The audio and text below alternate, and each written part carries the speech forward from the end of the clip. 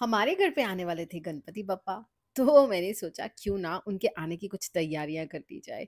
और उसी की डेकोरेशन के लिए मैं गई मार्केट में। और देखा मार्केट तो कुछ इस तरह से सजी हुई थी कि आपको चाह कर भी समझ में ना आए कि आप क्या लेना चाहते हो। ये सब चीज़ें लेने के लिए मैं गई थी वाशी की मार्केट में, तो यहाँ पे आपको हर तरह की चीज़ें मिल जाएंगी।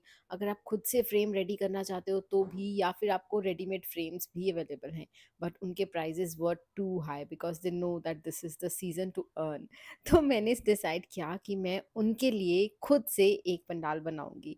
उसके लिए मैंने एक ये आयरन फ्रेम चूज़ किया और इसी फ्रेम की डेकोरेशन का प्रोजेक्ट शुरू किया। सबसे ईजीएस्ट आपको मैं तरीका बताने वाली हूँ कि आपके घर में कोई भी फंक्शन हो, उसके लिए अगर आप एक फ्रेम रेडी करना चाहते हो ना, तो सबसे ईजी है। ऐसी स्पॉन्ज वाली स्टिक्स आप ला सकते हो, इनको अपने फ्रेम के ऊपर फिक्स कीजिए।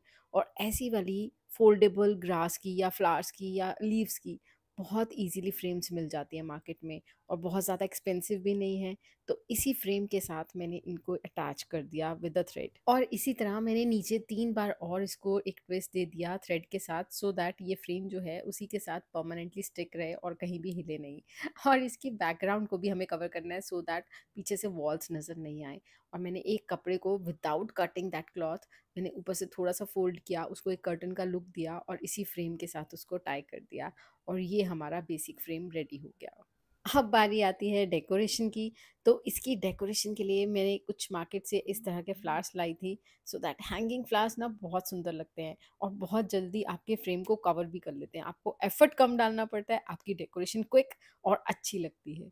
तो इस तरह से मैंने इन फ्लावर्स को फोल्ड करके इसके ऊपर हैंग किया।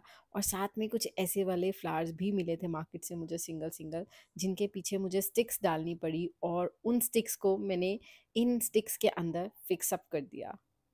अब मेरे माइंड में एक आइडिया था कि मुझे जहाँ पे पापा बैठेंगे उसके ऊपर एक छत देनी है। तो वो छत को क्रिएट करने के लिए मैंने एक पीवीसी पाइप अपनी नीचे हार्डवेयर की शॉप से कटवाई, जिसको मैंने कुछ इस तरह से लेसेस से कवर कर दिया। It was very easy and just a matter of 10 minutes. और इस फ्रेम को मैंने अपने उस लोहे वाले फ्रेम के अंदर फिक्स कर दिया कुछ इस तरह से।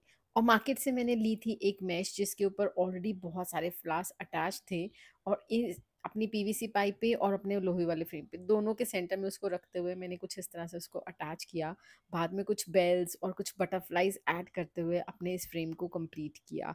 और फाइनली उसके ऊपर मैंने कुछ लाइट्स भी ऐड कर दी सो दैट उसमें कुछ स्पार्कल आ सके। ये सब डेकोरेशन कंप्लीट करने के बाद मैंने पप्पा के लिए जल्दी से थोड़ा सा प्रसाद भी रेडी कर लिया, बिकॉज आई नो उस दिन तो मुझे बिल्कुल भी टाइम नहीं मिलेगा कुछ बनाने का। तो मैंने आटे के लड्डू बनाए, बेसन की बर्फी बनाई। भगवान को भी ना ये सब चीज़ें बहुत पसंद आती हैं जब हम अपने हाथों से और प्यार से बनाते हैं।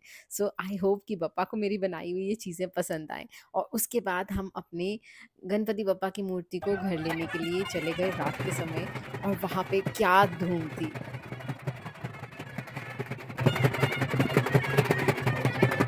तो इस तरह से फाइनली पापा को हम अपने घर पे ले आए। हमारा पूरा इंतज़ार ख़त्म हुआ, इतने दिन की मेहनत पूरी हुई। और आज पापा हमारे घर पे हमारे साथ थे। अब ये तो बात हो गई मेरे घर के गणपति जी की। कल आपको लेके चलूँगी एंटीलिया में। Yes, we got the invitation from mister Mukesh Ambani. We are going for Ganpati celebration with them. तो कल चलना मेरे साथ। उसके लिए चैनल को सब्सक्राइब करना बिल्कुल मत भूलना, और अगर आपको ये वीडियो काम की लगी हो तो इसको लाइक करना बिल्कुल मत भूलना, because I would love to see you again. Bye.